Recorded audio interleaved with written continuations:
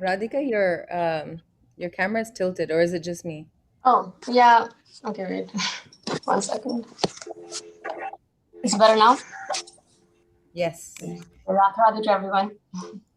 Dhanyavad.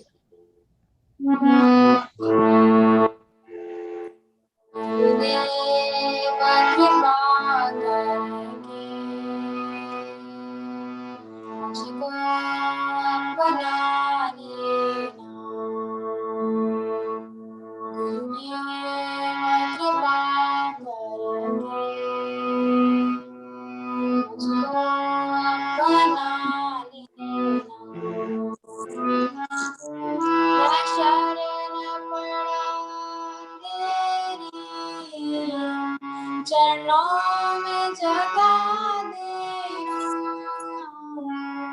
चरणों में जगा देना, कृपा करेंगे, मुझको अपना लेना, करुणा निधि नाम तेरा, करुणा बरसाओ, सोए हुए भाग्य को हे नाथ जगाओ, हे नाथ जगाओ, मेरी नाम भवन डोले, उस पार लगा देना, कृपा करेंगे, मुझको अपना लेना, तुम सुख के सागर हो, भक्ति के सहारे हो, मेरे मन में समाए हो, मुझे प्राणों से प्यारे हो, मुझे प्राणों से प्यारे हो, नितमाला जपो तेरे, दोष भुला देना, गुरुदेव कृपा करेंगे, मुझको अपना लेना, मैं संतों का सेवक हूँ, गुरु चरणों का दास हूँ, नहीं नाथ भुलाना मुझे, इस जग में अकेला हूँ, इस जग में अकेला हूँ, द्वार का भिखारी हूँ, नहीं दिल से बुला देना, गुरुदेव कृपा करके मुझको अपना लेना, जया गुरुदेवा, जया गुरुदेवा, जया गुरुदेवा, जया गुरुदेवा, Bhaktivedanta Narayan Goswami, Bhaktivedanta Narayan Goswami.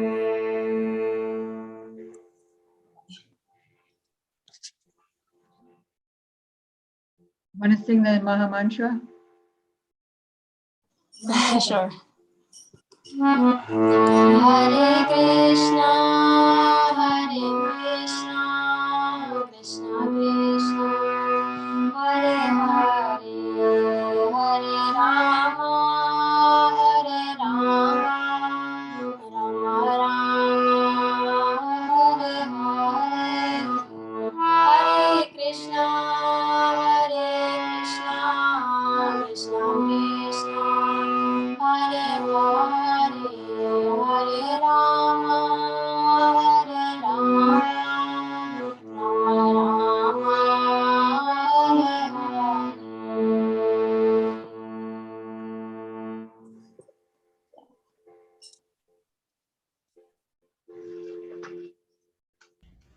Hare Krishna. Thank you. Oh, Ajay Prabhu, will you say something?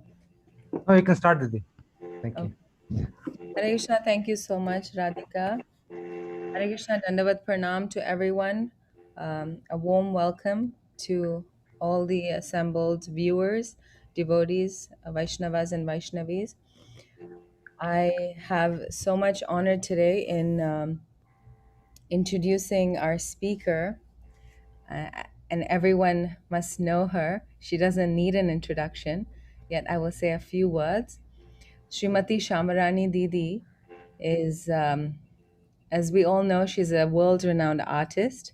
Everyone has seen her paintings. And in fact, everyone, not only devotees, but sometimes we're out doing book distribution and they see a poster, people, random people on the street, they say, "Oh, I've seen that." They might not know who the artist is, but they've seen it. Almost everyone, I feel, has seen at least one of her paintings. So not only is she an artist, she's also such a great disciple. You know, she is early disciple of Srila Prabhupada. She met him in 1966, you know, in New York, and she has set the absolute standard of being a topmost disciple. She's completely surrendered. She's a very well-known Shiksha disciple of Srila Gurudev's, and she served both of them so extensively. And sometimes I think, you know, a lot of devotees, we all pray that, oh, I would hope to one day surrender my independence at the lotus feet of my Gurudev. When I see We all pray that, oh, I would hope. oops, I can hear myself.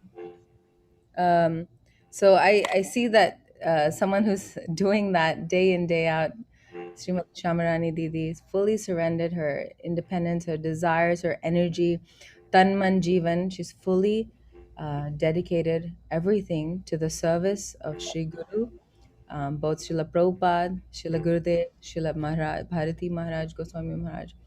And each day, each minute, she's always engaged in seva, preaching. There's no such thing as prajalpa in her life. Whatever she speaks is always in relation to Krishna, Hari, Guru, and Vaishnav. I personally am so fortunate. Oh, she's also a senior editor, and GVP has been behind all the hard work and so many of our books and lectures that get released on all the tithis over so many years, like 20, 30 years.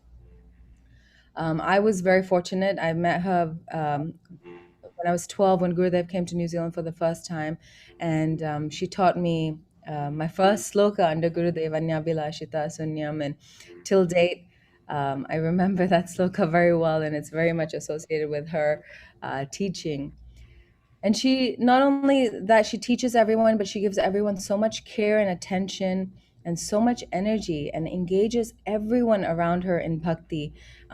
Whoever she meets, she sees, like, how can we utilize this person's talent and energy to serve our Guru Varga? And I've personally witnessed this, that everyone around, she sees, oh, how can we get them engaged in bhakti?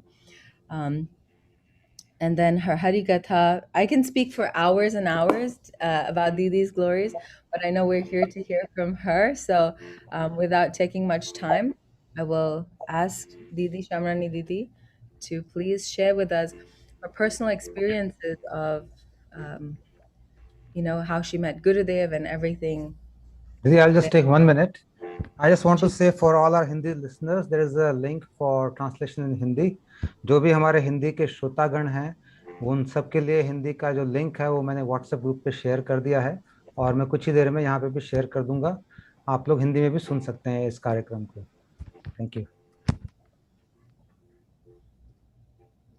Over to you, Didi. Ajnanam timirandasya Jnananjana salakaya Chaksurunmilitam yena Tasmai Shri Gurave Namah. Gurave Gaurachandraya Radhikaya Twadalaye Krishnaya Krishna Bhaktaya Tadabhaktaya Namo Namo.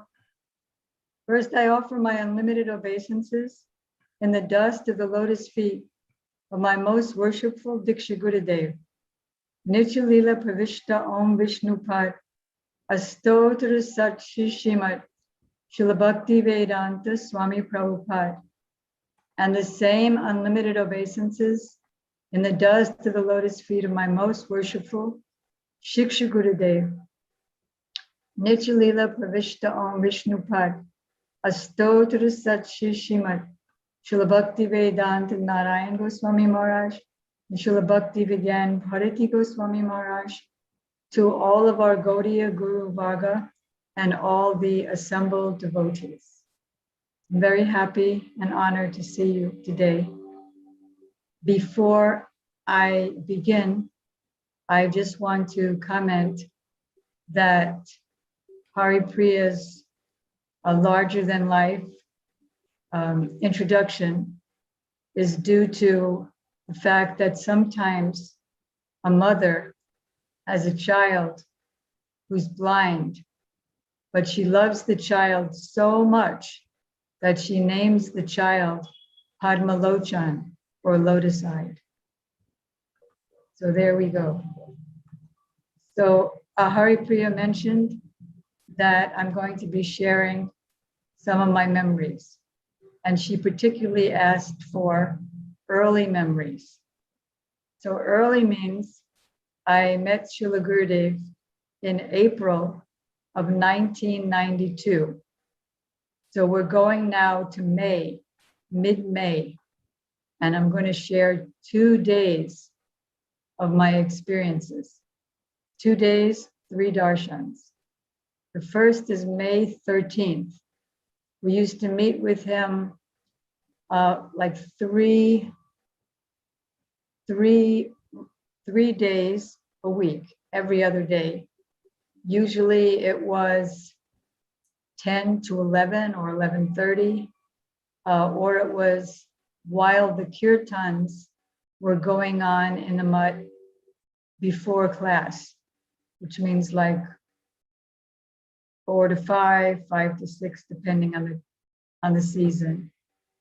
So this time we're meeting with Srila Gurudev in his room in Mathura, and he's sitting on his bed / Vyasasana, and he has green heavy curtains behind him.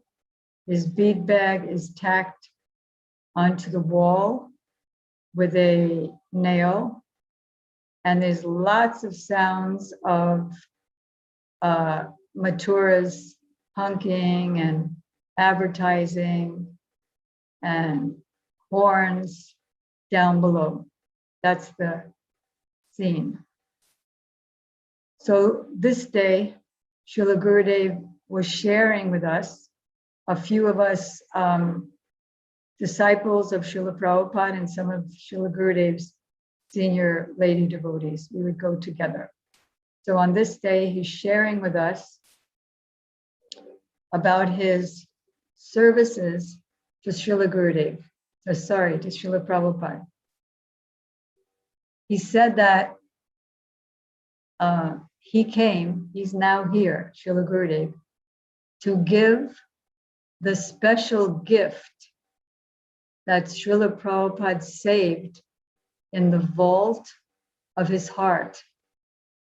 And this, the teaching of Raganuga Bhakti, this was the final aim and objective of Srila Prabhupada. But he couldn't speak freely at that time because of our disqualification. So he kept things not only in the vault of his heart, but also in the vault of his books. And of course, later, having heard so much from Srila Gurudev, it was also in the vault of his lectures. Although they were for new audiences, everything is there deep within them, which we could see by Srila Gurudev's mercy. Then Gurudev said many things are not given in Srimad Bhagavatam, but they're given in the Chaitanya Charitamrita. And still, so many things are locked and not given in Chaitanya Charitamrita. So one not given clearly. So one needs, he said, the association of pure devotees in order to unlock that. He said, for example, have you heard of the verse, Sarve Pungsa Paro Dharmo? I think many of you know that verse, Sarve Pungsa Paro Dharmo, Tato Bhakti Hoksa Jay, Ohoitaki Apritihata, Jainatma Supasidati, meaning that the highest religion of humankind is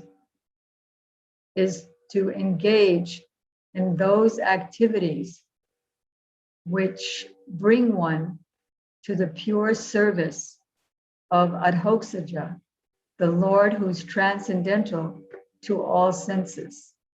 Such service must be unmotivated and uninterrupted in order to completely satisfy the self. So he said, do you know that verse? Srimad Bhagavatam 126. So the only thing I could think of at the time was Prabhupada's example that during World War II, all the mothers and daughters and wives, beloveds of the people, of the men who went into the army, they all went to the church and prayed that their husbands and lovers and sons and fathers would come back alive or well. And when they didn't, then all those ladies said, that proves that God is dead or God is bad. He didn't answer our prayers. So the only thing I could know was what is motivated, not what isn't motivated. So then all I could say was, I don't really know. So Gurudev said, you're an international preacher, you should know. So then I said, well, I guess it means no personal motive. So he said, and what's the topmost example? So totally guessing, I said, Radharani. Gurudev said, how? I said, because she has no personal consideration. Oh, and what are her actions? Well, she feels separation. It's in her expressions. I didn't know a thing about Radharani's pastimes. I mean, I'd heard it, I'd read it, but it wasn't the time up till now for me to get it. So then Gurudev said, during the Rasa Leela pastimes in Srimad Bhagavatam, Krishna left all the billions of gopis and took Radharani to a secluded place. He decorated her there, he ornamented her, and then all the gopis were searching for him. And then he left her, and she was also searching with the other gopis.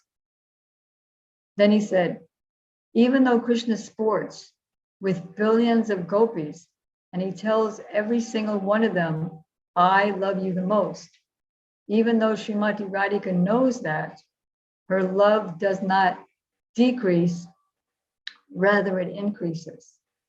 In fact, he said, this is the definition of prem. Definition is when there's a cause to break, but it doesn't break, it increases. That is prem, which she's the embodiment of. Then he said, even when Krishna left Vrindavan and went to Mathura and Dwarka and married 16,000 princesses and had 11 children with each of them, and they had so many hundreds of offspring. Still, and after so many years, still Radharani's love only increased. He said, this is causeless, and this is Paramadharma, Savai Pungsam Paro Dharma. This is Paro Dharma. This is the supreme religion. But it's not clear in the verse, in the in the first canto, second chapter, because it's the beginning of the Bhagavatam. The meaning of Paro Dharma is not given until the 10th canto. I said, oh, really, where? He said, well, 1029, 1021, 1029 to 35, 1047. Like when Uddhav came to Vrindavan, 5 chapters on the Rasa dance, Venu Geet. These are the explanations of that verse, but it can only be given later after the person's gone through all the other cantos and so many years and so much devotional service. So then I remembered, and I'm going to read it to you. Then I remembered something where Prabhupada is quoting Srila Viswanath Chakrabarti Thakur, giving the same principle.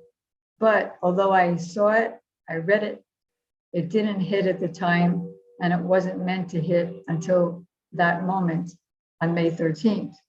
Prabhupada writes, Viswanath Chakrabarti Thakur specifically deals, this is the Janmasya Yataha verse. After Gurudev explained the Paro Dharma, he said there's another verse that you don't get the meaning of at the beginning. Then he quoted the very first verse of the Bhagavatam. Janmajya Shiyaton Vayad Iteratas Chote Swabhigyan Swarat Tene Brahma Hridaya Adi Kavaye Yantiyatasudaya. In other words, it's giving the cause of the creation, maintenance, and destruction. It's explaining that absolute truth as he who makes this material world appear real, even though it's not real. And he first spoke the Vedic knowledge into the heart of Brahma. It looks real even to the great demigods. That's how illusory it is. And he lives, that absolute truth lives in his eternal abode, which is ever free from illusion. Nobody would get the very deep meaning. So anyway, so Prabhupada is giving, because I had a complete flashback on how Prabhupada gave it, but I wasn't meant to get it that time. I was meant to get it at this time. Srila Viswanath Chakrabarti Thakur specifically deals with the original and pure sex psychology, Adi Ras. So Janmadi Yasya Yataha means Adi Ras. The original Ras, devoid of mundane inebriety. The whole material creation is moving under the principle of sex life. In modern civilization, sex life is the focal point of all activities. Wherever one turns his face, he sees sex life predominant. Therefore, it's not unreal. Its reality is experienced in the spiritual world. Material sex life is but a perverted reflection of the original fact. The original fact is the absolute truth, and thus the absolute truth cannot be impersonal.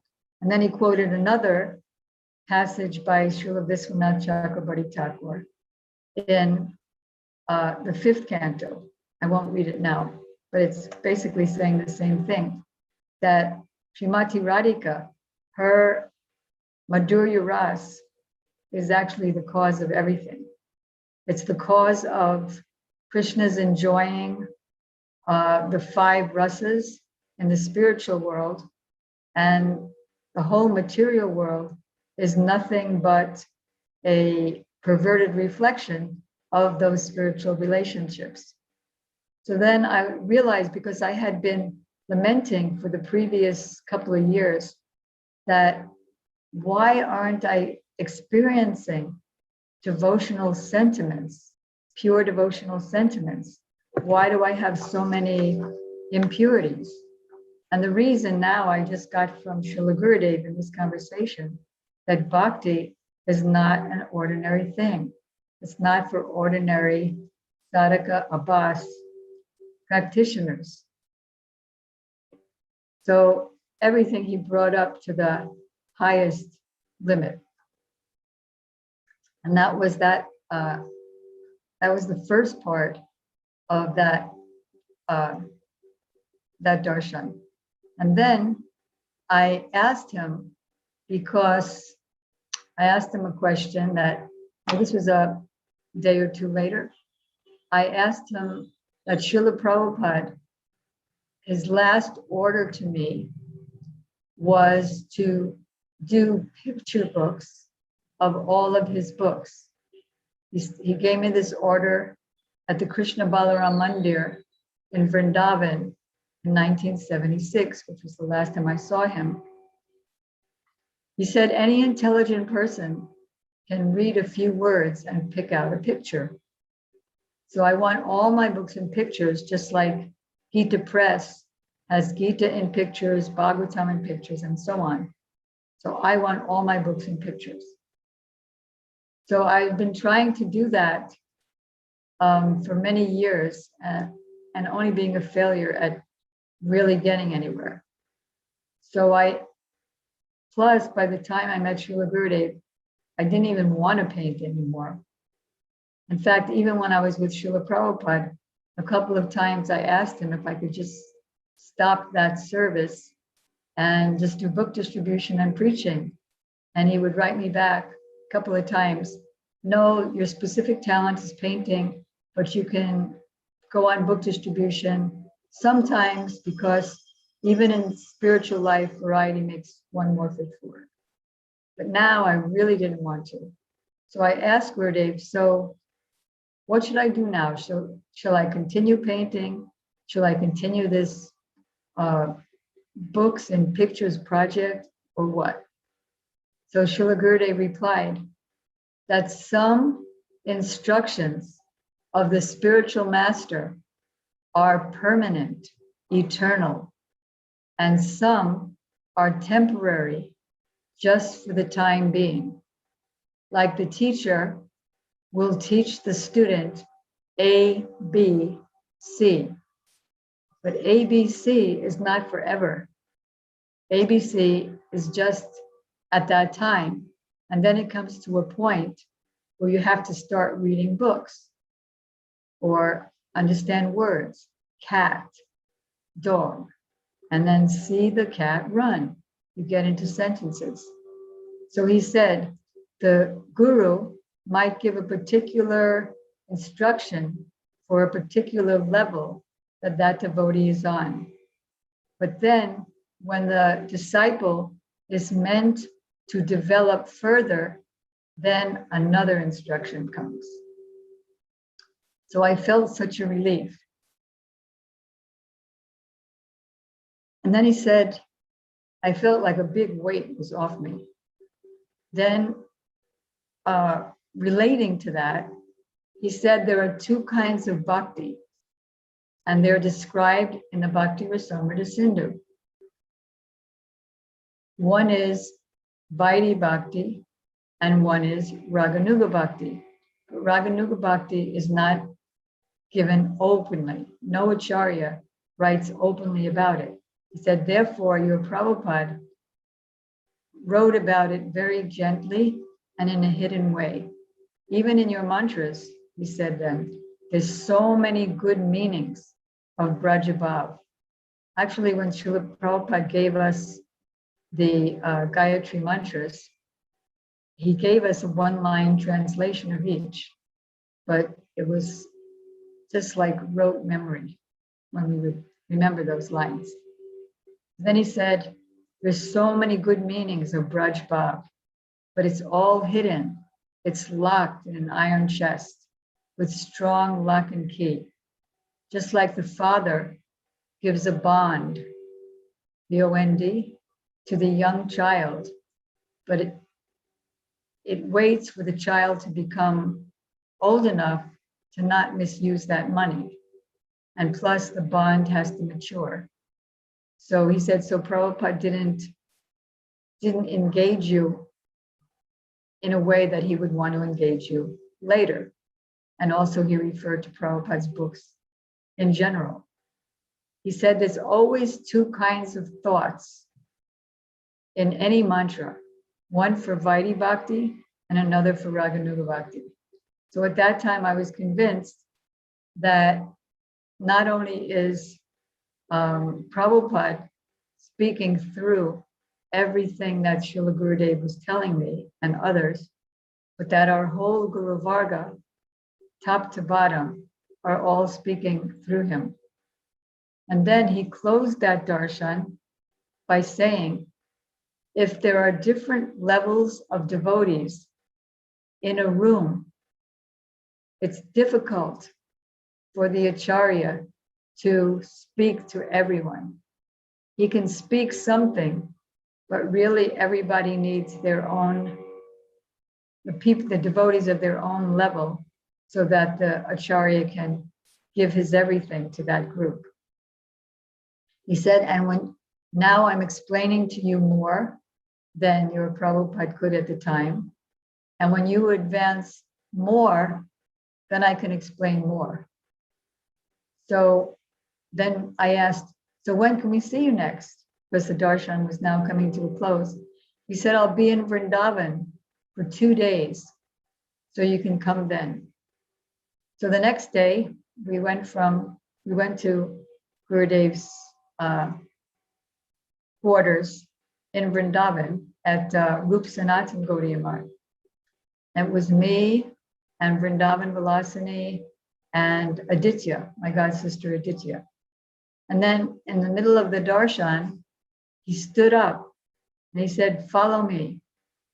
So where did he take us three?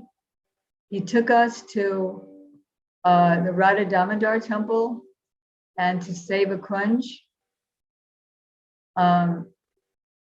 What's that place? Not Seva, yeah, Seva Kunj. He took us to Seva Kunj and he took us to Sringarvat. They're all in the same neighborhood. And at that time, everything was totally full of rubble. You have to climb over the rubble and the dust in order to get to each place. So in each place, he summarized some pastimes there. He took us to the Bhajan Kutir and Samadhi Mandir of Srila Rupa Goswami. Then he took us to, because we're still in Radha Damodar, he took us to our Srila Prabhupada's room. And he said to us about Prabhupada, who is he? And then we said in unison, well, he's our spiritual master. So Gurudev said, he's my friend, he's my Shiksha Guru, he is Acharya, he is, and then his voice trailed off and you could just feel the depth of their relationships and his memories. And then when we were going to each one of the altars in the various places like Sringarvat, Seva Kunj, Radha Damodar, I found myself in offering my obeisances saying the same mantra in each place, which was Namam Vishnupadaya Krishnapastaya Bhutale to Srila Prabhupada. And although I had been doing that wherever I was for all the years, I didn't notice what I was doing until then. Why? Because I was with Srila Gurudev. And so I said, what exactly do you say when you bow down at each place? So he said, I offer my obeisances to whoever is there at the altar. For example, when I go to Radha Damodar, I say, Anga Shamalim Chatabhiravito Mandi Kritendi Varam Jadyam Jagudarochi Sambagadatam Patambarasya Shriya Vrindaranya Nivasinam Hridivasat Tamabhiramodaram Radhaskanda Niveshito Dvalabhujam Jayam Damodaram Jayam Damodaram. I'm sure that many of you have heard Srila Gurudev sing that beautiful slok at the beginning of his various classes. And so the translation of that is that I meditate on that Damodar who's wearing a Vaijayanti mala, a beautiful Vaijayanti mala, whose complexion is more brilliant than the rain clouds, whose garments are more brilliant than gold and lightning, who lives in Vrindavan, and whose left hand is resting on the right shoulder of Srimati Radhika. So he said, that's what I say then. And then he said, what he sees is Krishna and Radha are standing together, and Krishna's arm is going around Radha's left shoulder and kind of slithering down a bit. And both of them are feeling so much pleasure. He said, when you are equal, and he went like this, when you are equal to my this, meaning my heart, then you will know where and when and what I'm doing.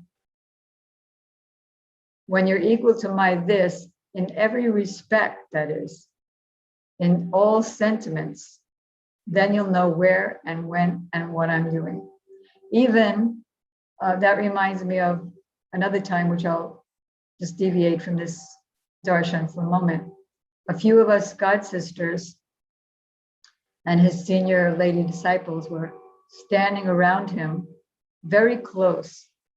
This was also at Rup Sanatan. He was standing in the middle of us, speaking, so we were all getting close up to hear him. And all of a sudden he said, "You're not seeing me." Because we're just seeing with our material senses, like we see the deity as made of stone or wood.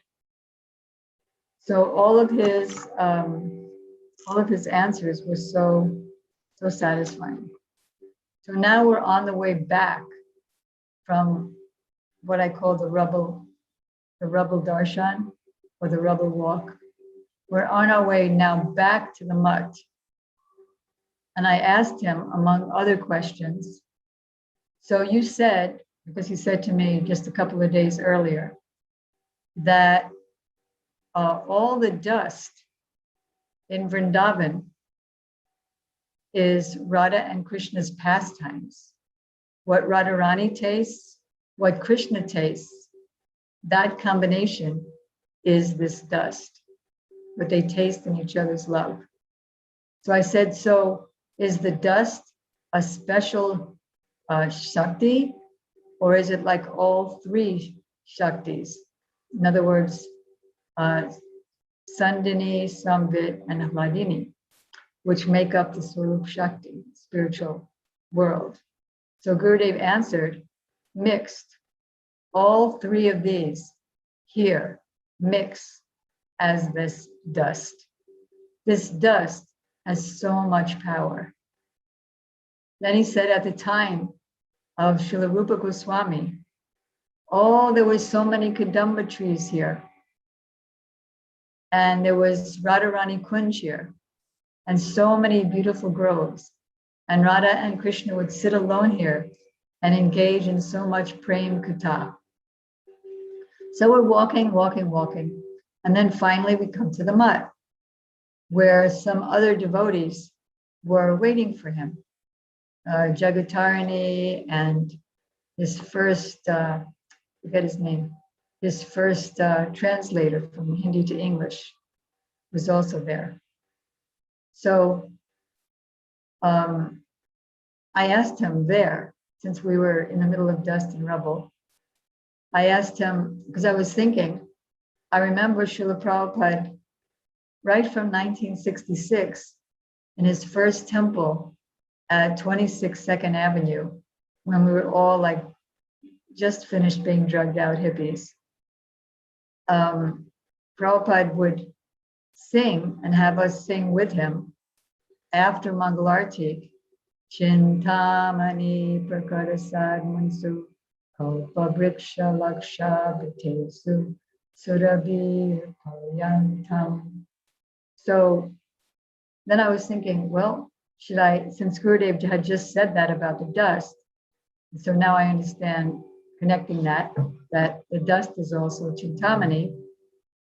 Chintamani means it's like the jewel, that each dust particle is jewels that fulfills all desires. So I was thinking, how can I start thinking like that? How to start?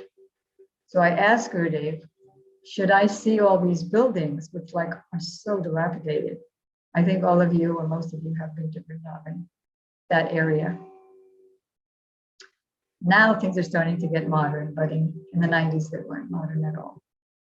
Should I start seeing all these buildings as Chintamani? So Gurudev said, very, very interesting answer. He said, you should make your mind Chintamani.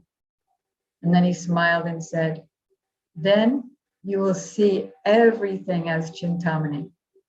If bhakti will touch your heart, then your heart will be equal to Chintamani. And then you'll see Chintamani everywhere, here and there. And you'll see Goloka Vrindavan everywhere.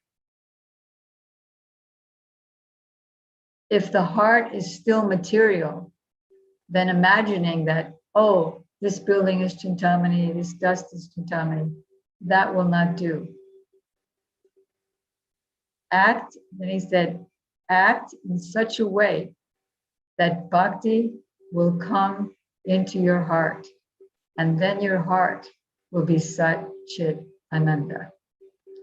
And then I asked him, and this is the process. Then he said, do this if you want that to come. Always remember Krishna's pastimes.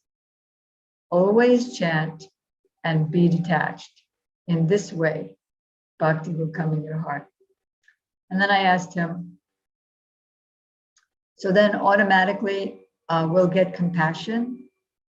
So he said, at that time, material compassion is transformed into Krishna Prem. Material compassion is not real compassion. So again, and I mean, you all remember how often he would stress that. Always remember the pastimes of Krishna. You know that our acharyas, Jiva Goswami, scriptures say, chant and listen to the sound vibration. And then gradually, all the pastimes, the form, the qualities, the associates, it will all gradually, one by one, come in your heart. You'll realize one, the name, and you'll realize the form, and then you realize the lila, like that. But we find that Srila Gurudev gave a net that, because we're not, at least I'm not, on that level, because as soon as I start listening to the, as soon as I start trying to listen to the name and not think of anything else, I immediately think of everything under the sun and over the sun and sideways. And it doesn't stop. And then I tell myself, no, just here. And again, the next very second, it's all over. So Gurudev gave a net, which he repeated consistently. I mean, in how many cities and countries around the world did he stress this verse, the 8th verse of Upadeshamrit?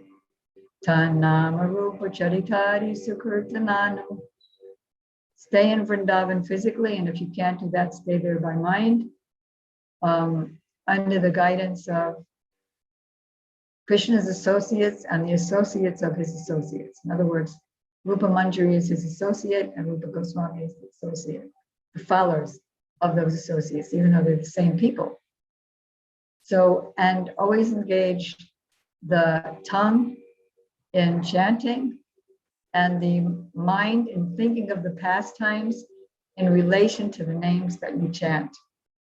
So again, in this case, in the mud, after the rubble walk, Gurudev said to me, so to be Satchidananda, always remember the pastimes. always praying, always serving Radha and Krishna in the mind. Then you'll become pure, and then you have real compassion. And then, very interesting, he said, there are two things. One is material and one is spiritual. And they're both living in your heart. Mortal views, mortal body, mortal love, they're both living in your heart. So how to go from mortal to immortal is the thing we want to do. And then he told me an analogy. I mean, yeah, I guess you could say it's an analogy. That when somebody's bringing a pot, an iron pot or a brass metal pot or a clay pot to the Jamuna to fill the pot with the water of Jamuna, because the pot is dirty at first, when you fill it up with water, the water is going to be dirty. Like when you start bhakti, the bhakti is dirty, means it's filled with material desires, material motivations. Not that bhakti can ever be dirty, but it's bhakti mixed with dirty things. So he said, so you just keep dunking the water, the pot into the water, and gradually the pot gets clean and the water in the pot gets clean until you can finally fill the pot to the brim with clean water. So similarly, as we're hearing Hari Katha, the cleaning process of the heart is hearing the Hari Katha of Sri Guru, of pure devotees. And he used this word again and again. The words that he repeated again and again is again and again, again and again, and again and again. And then gradually Shraddha becomes anartha nivritti. You can, by continually hearing Hari Katha in Sadhu Sangha. And then remembering whatever we heard.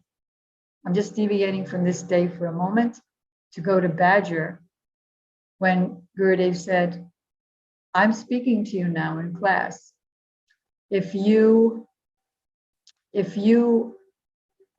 repeat what I'm telling you with your friends after class, then it will go in your heart.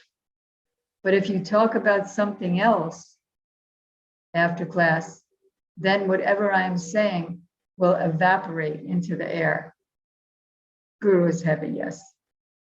So he said, oh, then I'm back to this date, the 14th of May. So remember whatever we have heard. And then when death comes, you'll take such a birth that bhakti will be easy for you in your next birth.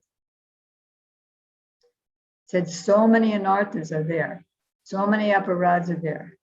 But if you, then when you keep hearing, because now you'll be getting easily the Tattvagya Rasik Vaishnavas Association. And now your body, your views, your thoughts, your sentiments are half mortal, half immortal. And then gradually bhava comes, and then you'll have a immortal internal of being, realizing within your relationship with Krishna and following Rupa Manjari, Rupa Rati Manjari, or Subal, or Mother Yasoda. That will be realized. And then he started talking about Mother Yasoda. He said at that time, even if you wanted to think of worldly things will not come. That this will come. Just like Mother Yasoda. She knows that Radha and Krishna love each other, but she pretends that she doesn't know. When she sees them, sometimes sitting together a little distance away, she'll immediately walk in the other direction. So they don't see that she was there and she knows. He said, even an ordinary mother and father of this world know something of what's going on with their kids. So what to speak of Mother Yasoda? But then he said, you have to get ready for this to come. Just like a little child is not married. A young girl is not married, but she's getting ready. She's playing with toys, a boy toy and a girl toy, and she's making them together in her games. And then it comes to a time when she actually gets married and it becomes real. So similarly, you should get ready for this and just play with that one toy. So are there questions in this Zoom meeting, or how exactly does it work? Hari Priya? Hey, Priya Didi, are you there? Huh? Didi, you can go on talking about your experiences, and if you want to explain about your paintings or whatever Gurudev has told you, any orders he gave you, any chastisement he did to you, any loving exchanges, all those things you can talk about. Okay. Yes. So there's So no that, questions in this particular type of Zoom? Whatever questions. you say is fine. But I can go on, and then if there's any questions, we can. Yes, later we can see. If somebody wants to ask question, I will open the mic for everyone. Okay. And then somebody can ask it. All right. So you asked about Gurudev, any chastisement. So one chastisement that I got was in order to make the painting Seva Kunj, I had many, many darshans with him where he would share various pastimes, various moods of them, and even just some secrets within the painting. And then my god sister Aditya, we made tapes of everything, and then she transcribed them, and I collected them all in one place, about 10 pages or so. And then I started putting that on the internet. And somebody told Gurudev, and he was very angry with me. He said, I told you all those things just so that you can do the painting. And then you just spread it everywhere.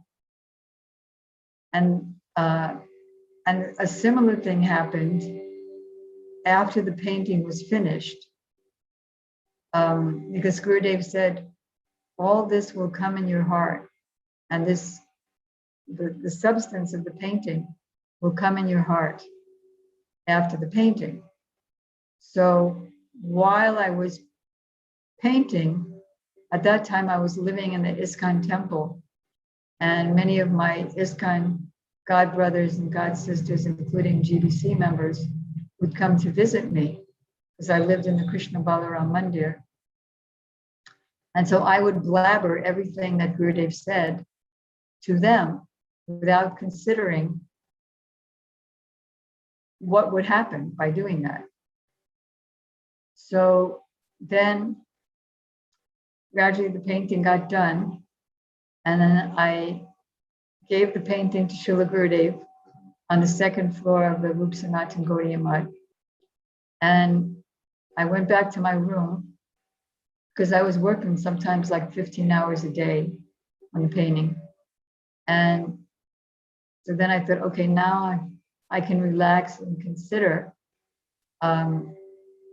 what did I get out of the whole thing?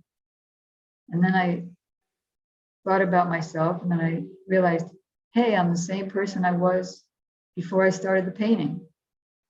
So then I went back and asked Gurudev about that. And he said, yes, I told you so many secrets, and then you opened up the box and let it all out. Isn't that a sad story? But he also said, when I handed him the painting, that because fathers are always encouraging to their little baby children, oh, you're so intelligent. So when I gave him the painting, he said, when Ramananda Rai, when King Prataparudra went in ordinary clothes to Chaitanya Mahaprabhu when he was resting in a secluded place during the Ratha Yatra festival, he was singing the Gopi Geet, and Mahaprabhu woke up and said, who is giving me such nectar? Then he embraced Ramananda Rai and he said, what can I give you for this? I can give you my very self. So Gurudev was saying that, so I'm doing that. And he said, thank you, thank you. And then catching his words, he said, there is no thank you when one is near and dear. So he was hard as a thunderbolt and soft as a rose. And then at the end, I asked, why did this painting take so long? He said, because I had to push my will through your will. Therefore, there was some difficulty. He had to push his spiritual will. But he did say when he first asked me, I think this is a famous statement. He did ask me when he was first asking me to do the painting, can you paint my heart?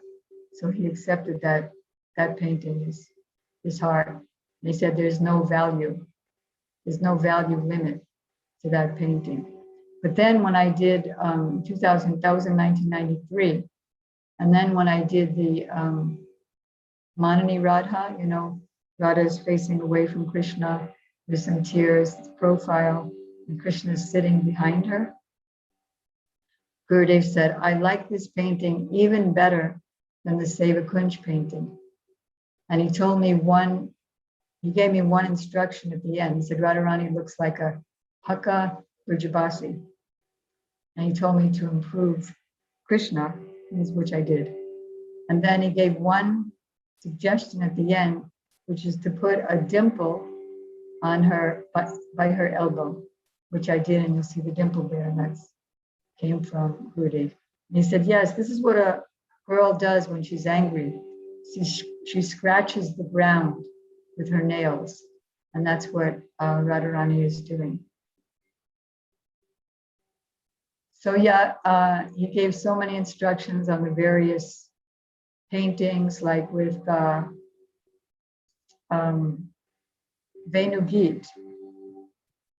It was very bewildering at the beginning because he said the gopis are in their home and they're seeing Krishna out in the forest, with their eyes of emotion. So paint Krishna out there and the gopis out there, but they're in their homes. I said, how can I paint them in both places if they're in their homes? So I learned that Gurudev gradually, he made me understand that although they're in their homes, they entered the place that they were talking about. They entered the place where the husband deer was following the wife deer, and they were envious of the deer because their husbands would stop them, and the wife deer was actually followed to Krishna by the husband. And they went to the place where the rivers were offering the lotus flowers with the hands of their waves, the place where the birds were sitting in their hermitages made of, that they found the most lush place on the branches of the trees to sit and listen to Krishna's flute playing because if they would faint, then they wouldn't fall off the tree. They would just fall onto that bunch of leaves that was their hermitage. So, and that's also the last verse of Venugi, which is that they became one with their utterances, and ended up the mantras became in their heart, and they went into the heart of their mantras, and they ended up in their place.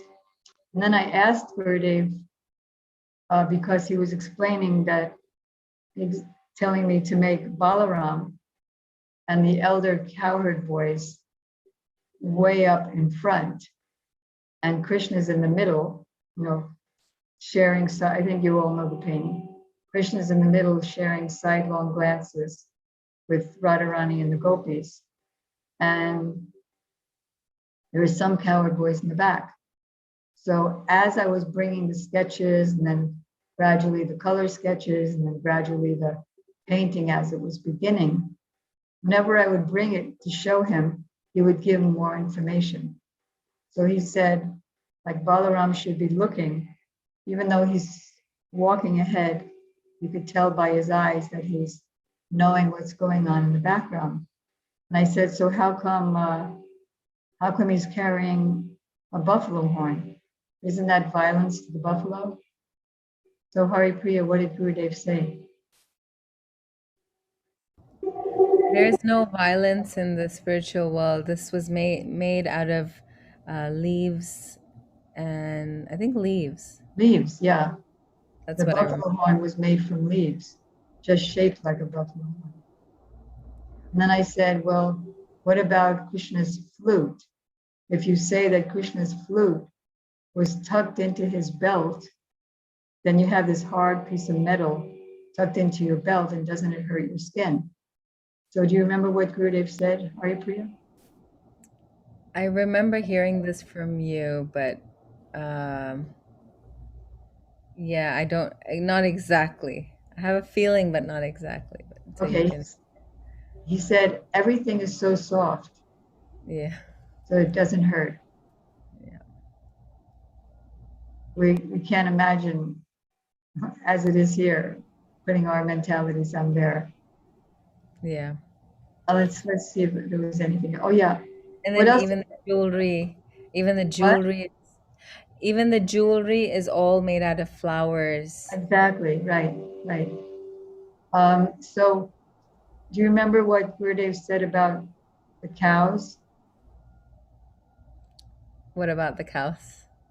How they were drinking and how to paint the cows' ears?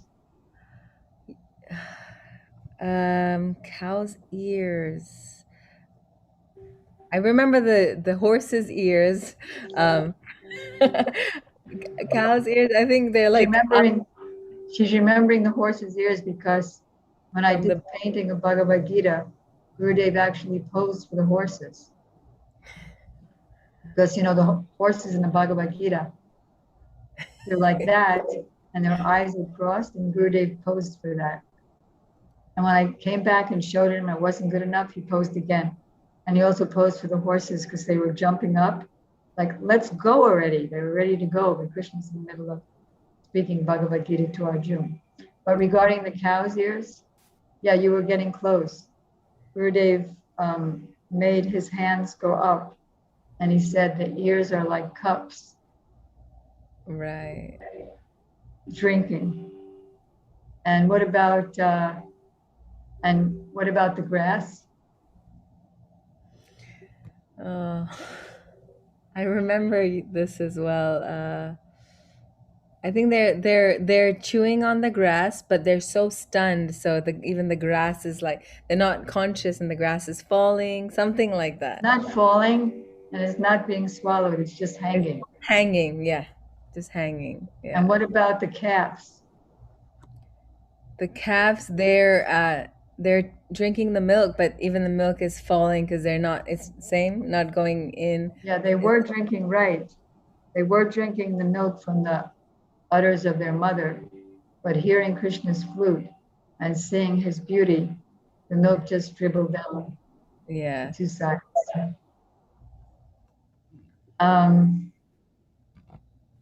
Let's see, another painting would be the Manjaris with the Manjari with pink, wearing pink. And she has a blue, like a blue transparent dupatta. Gurudev said that not only does Radharani and the gopis make Krishna faint or almost faint, but even the Manjaris do. So this particular Manjari, he said to make her braid kind of like wavy and flying, and make the end of the braid like a what, Haripriya? Um, Is it like a snake? Yeah, like the mouth of a snake. which And that painting? snake- I can Huh? show the paint. Which painting are you talking about right now? Because I can show the. In pink, Manjaris. the first one. Oh, Manjaris. Okay, which Manjari? She's wearing pink. She's number one. With the chamar? No, she has the plate, Okay. carrying Okay, the plate of fruit, and her Okay. hand is, Radhika is showing there. yeah, it's that first one. Okay. Not her, Not her. Okay, let's first see. one. Not her, Not her. not her, not them. Round Manjari, yeah. None of the above. None None of the above. Okay, so all right, here we go. Her, the first one. Yeah, no Manjari, right? Yes. Okay. Oh, the look at her mic- braid. She's talking just like a snake. Yeah, so like that, he said to do that. And that snake bites Krishna, Wow. and Krishna becomes unconscious or almost unconscious. Okay. And then he said to put what's in everybody's plate. He said what to put in that plate. Okay. And in the fourth one, if you want to move over to the fourth one, I don't suppose you can make it closer, but he said one of the items on the plate would be holding Can you zoom it? There we go. I don't know. That one wasn't zooming, but this There one. you go. This white silver one, you can Oops. see that there's two peacock feathers. Yes, yes. Yes, right here. He said to make a guru and kumkum and musk. And then the way that the Manjaris apply the unguents on Radharani is with a brush or with the edge of the peacock feather. So he said to put the peacock feather there. Wow. So many details came from him. And at that time, my godbrother Tamal Krishna Maharaj, sometimes they would come and visit Gurudev, and sometimes they would come when we girls would come. So he was also looking at the Manjaris, and he saw that sometimes the nose ring would cover part of the mouth. So he said to Gurudev, that's not right, right? It shouldn't be covering your mouth like that. You have to have a nose ring like that. So Gurudev said, without nose ring, one cannot be a gopi. Uh-oh. What does that mean? Time's up? No. Sorry, Didi. That was my phone. My phone rang, and I'll mute myself. If you want me to show any particular painting, just let me know. Okay. Well, I think you all by now know the story of the final painting, which Hari Priya helped me finish. I did not. I did not. I think you all saw the videos that we did telling the stories of that.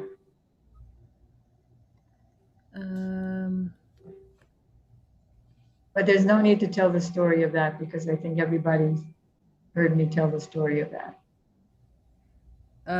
Sorry, Didi. Shall I show you show that painting? You can, yes, but I'm sure everybody here. So what we can do is because that will take a long time. when we finish, and we don't want to keep you too long, so I can speak few things from my memory. Okay.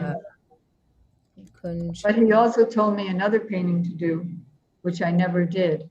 At the same time that he requested me to do that Kunja Kirtan painting, he said to do another one of, there's one verse in Valapakus Manjali where Radharani is going, in the purport, it says that Radharani is going to meet with Krishna at a certain kunj, but as soon as she sees him, she immediately becomes indignant and starts walking back to her abode, that is to Radha Kund.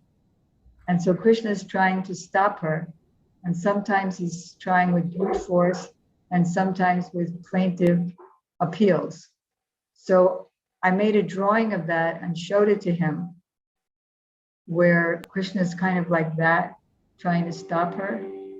And Gurudev, when we were in Houston, actually, last time he was in Houston, Gurudev spread his arms out and he said, Krishna's going like this, spreading his arms fully out to block her path. So we see so much of Gurudev's instructions there. And that reminds me that back in the Seva Kunj days, when I finished the painting and they put the painting in the altar on the second floor of Rup Sanatan Gaudiya Mutt, the doorways that the devotee made, constructed a doorway around it. I think many of you have seen that doorway. It's very small. You kind of have to stick your head in almost to see what's on the sides. And so I said, can you ask him to make the doorway bigger? It was already made, but can you ask him to make the doorway bigger because you could hardly see anything? It's a big endeavor. So he said, oh, you want to make this easy to see? You want to make this an ordinary thing? Then it will become an ordinary thing. Even Brahma and Shiva cannot see this. And you want to make it so easy to see. Later on, that was in 1993. In 2007,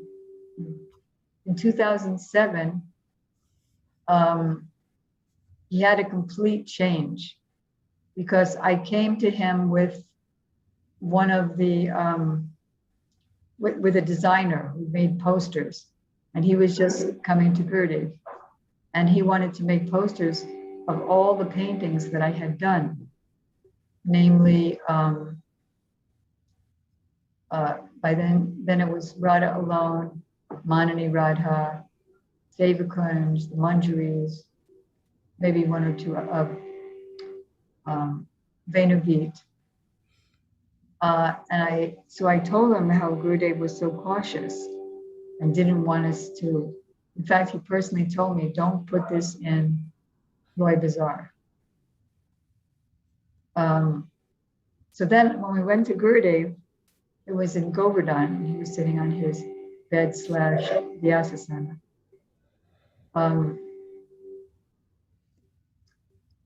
He said, yes, spread them everywhere.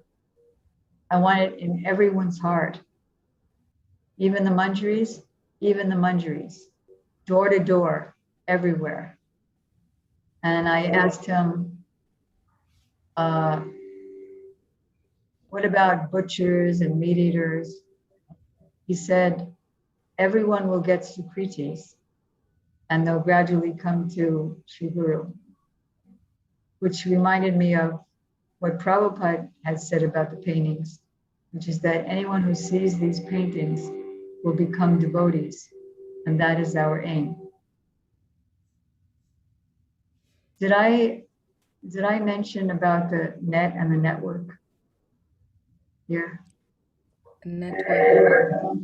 The net of chanting Hare Krishna and No, no, I did not? no. Okay, so a couple of days earlier than these 2 days, I was talking about May 13th, May 14th.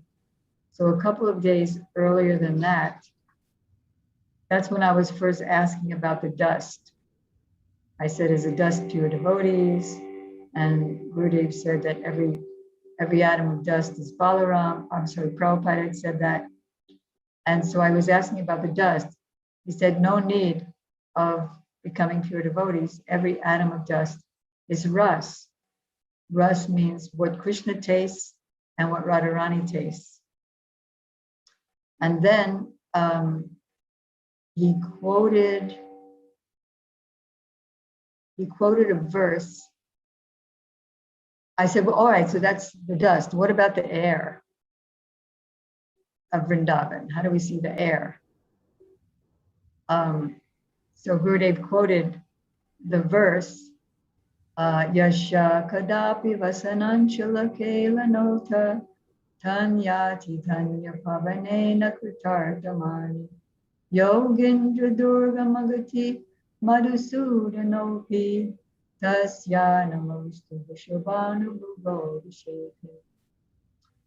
Which means that Radharani was and Krishna were at Radhakund.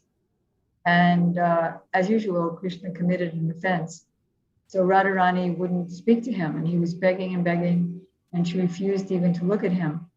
So he went to the other side of Radhakund and lamented. And so the air decided to do some service, because everything is fully conscious there. So the air went underneath Radharani's veil and then carried her fragrance, because just like Krishna's name and him and everything about him is absolute, same thing with Radharani. So her fragrance is non-different from herself. So the air carried the fragrance to the other side of the kunj and went underneath Krishna's nostrils. And then he thought, oh, now my life is successful. I've attained Srimati Radhika. So the verse says, I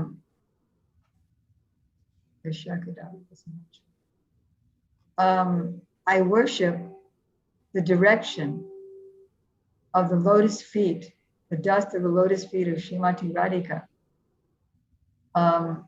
who Krishna getting a scent of her fragrance, that same Krishna Madhusudan, whose lotus feet can barely be meditated upon by the greatest yogis, even Brahma and Shiva,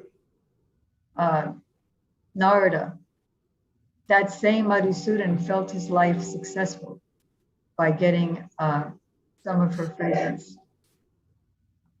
So then Gurudev said you could chant, you can think of that verse when you're chanting your japa. He said, you mean when we're chanting at the same time, we can think of that verse or any verses? He said, yes, and another one you can think. And then he quoted, Purna Pulinda Urugaya Padabjaraga, about the, that's about the Pulinda girls. You know, they're kind of laborer girls, beautiful, but not like the gopis. And when they see in the morning, because we're back to the dust, right? So they see Krishna's, the dust of his feet mixed with the kumkum from the gopis' breasts, which are now mixed with the dust of his feet. When he goes home in the morning, that mixes with the dew on the grass, dew, D-E-W, the dew on the grass, because now it's like a paste. And the Pulinda girls, they become overwhelmed with calm, and they wipe the paste all over their faces and bodies, and then their calm becomes reduced, and they feel like they themselves embraced Krishna. So Radharani is envious of that Pulinda girl, and she's thinking that I want to take birth in my next life as a Pulinda girl, because my in-laws always stop me when I want to go and meet Krishna. But not only could the Pulinda girls care less whether their in-laws stop them or not, their in-laws don't even stop them. So they're so much more fortunate. Radharani didn't consider that the kumkum on Krishna's feet, mixing with the dew, came from her, because this is the madness of prema. So Gurudev said you can think of any appropriate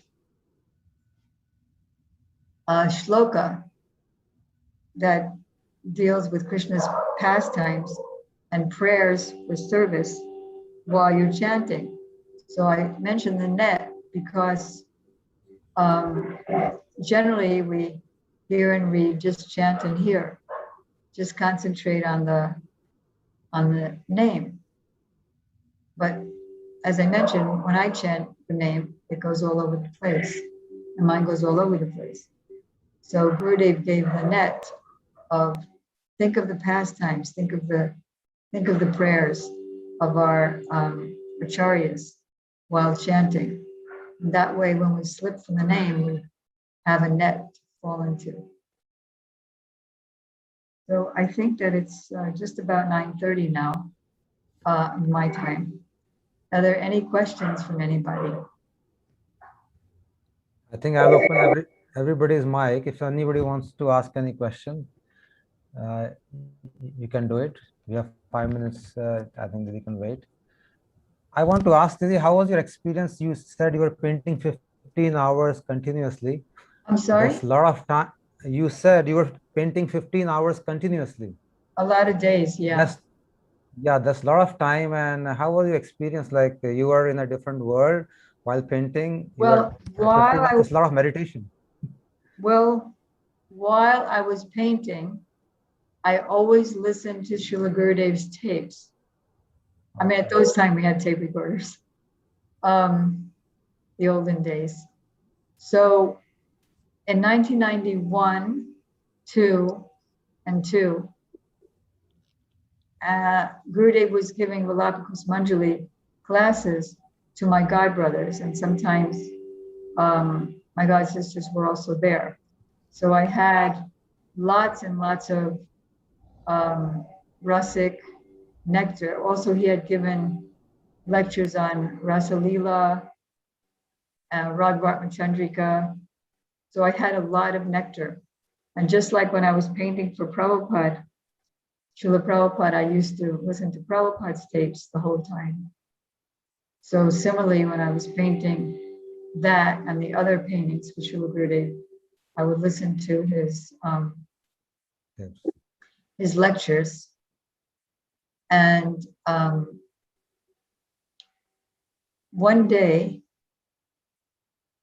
because while I was painting, I was really having a hell of a time because nothing came out right. That is, I would paint, say, Krishna's dhoti at night. I would look at it at night and think, yeah, it looks good. And then I'd come in the next morning, oh God, it looks terrible. And I'd have to paint it over. And so there's like about 10 dhotis under the one you see, 10 faces under the one you see, so on and so forth. And it never looked like the scene. It always looked like paint. So one day, Srila Gurudev called me to Mathura. He never used to call on me except once in a really rare blue moon. So that day he called me and he said, I wanted to make in the shadows kinkaris looking in. And don't make it what he was fond of calling heebie-jeebie. Don't make it congested. Whatever comfortably fits, put them in. Looking, and in that way whenever they see Radharani, whatever comes onto Radharani comes onto them. And by looking in, they also know exactly when the moment will arrive for them to come in and do their seva. Like if Radharani says to Krishna, paint my feet or you messed up all my hair and my ornaments and my clothing. So decorate me again. As soon as she says that, because that's really what Krishna wanted to hear. So then the Manjaris know that it's time to come in. Anyway, so they're looking in. And even though I would bring, yeah, there they are. There is. Even though I would bring Gurudev the painting as it was developing and the sketches as they were developing, I would automatically come. But this time he called me. I was in Vrindavan, as I mentioned, Rupsanath and Gaudiya Math.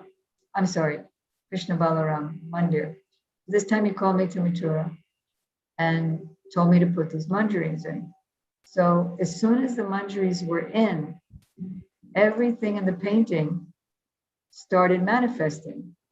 And just, it was like the painting, there's one more Haripriya. There's one more way at the end on that side. Maybe you got her. Way at, not at Krishna's end, but at Radharani's end. But I think everyone here already has seen them all. Yeah, there.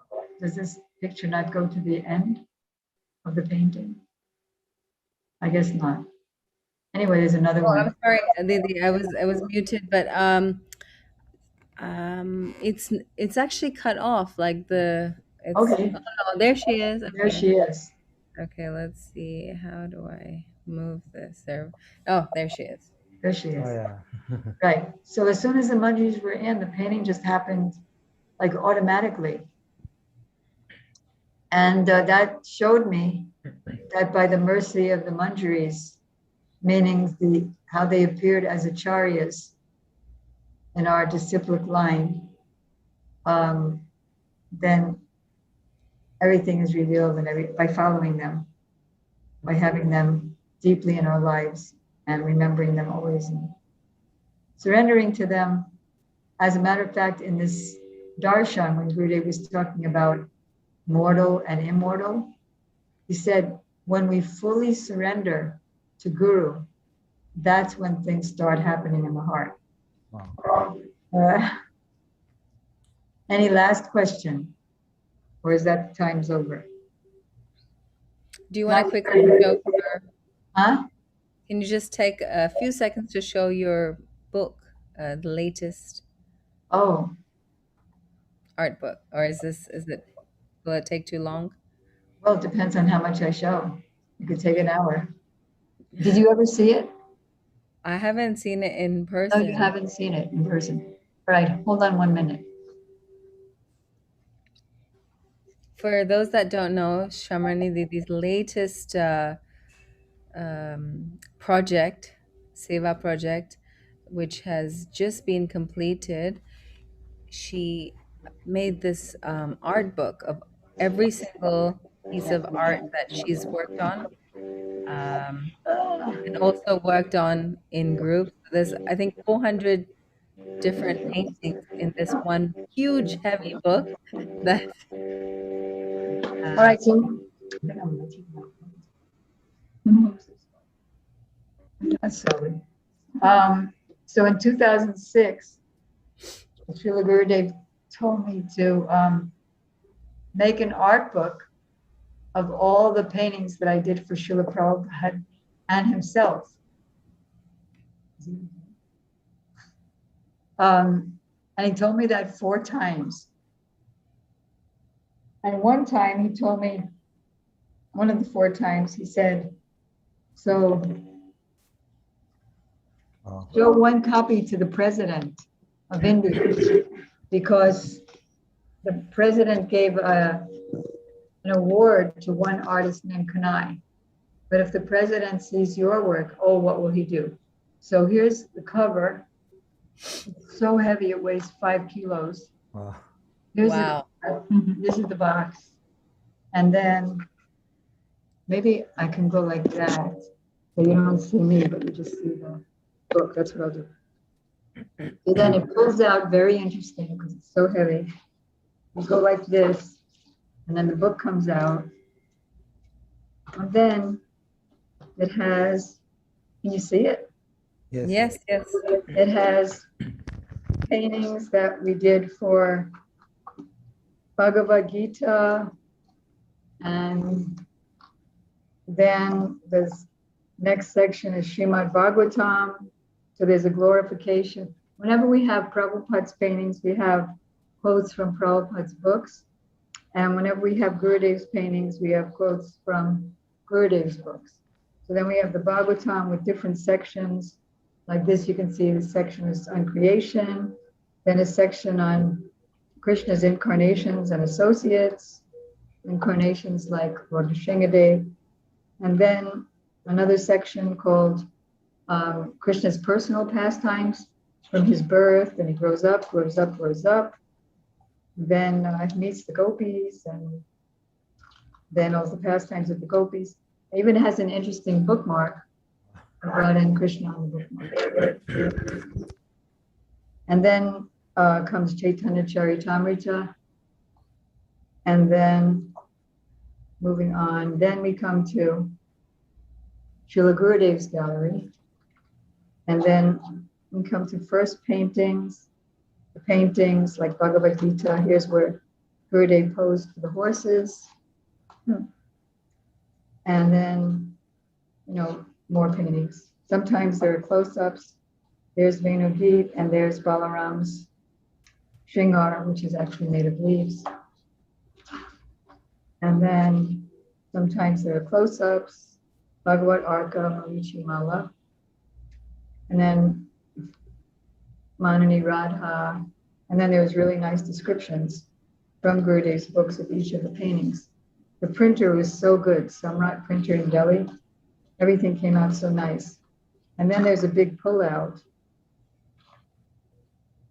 of Sevakunj. Oh yeah, Haripriya, you were there when I did the interview about Sevakunj, right? Yeah. So this is this big giant pullout, which is about 40 inches of Sevakunj in the Manjaris. And then there's a line joins for Gita Govinda with little, very rasic quotes from the Gita Govinda. And then there's a whole section on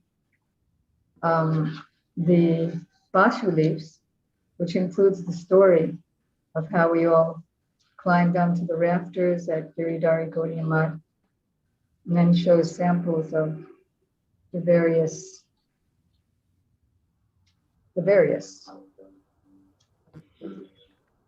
I'm just realizing that we can hear stories for each of your artworks as well as the bas reliefs for hours and hours, because like even just the bas reliefs in Govardhan, there's so many long pastimes that happen behind that.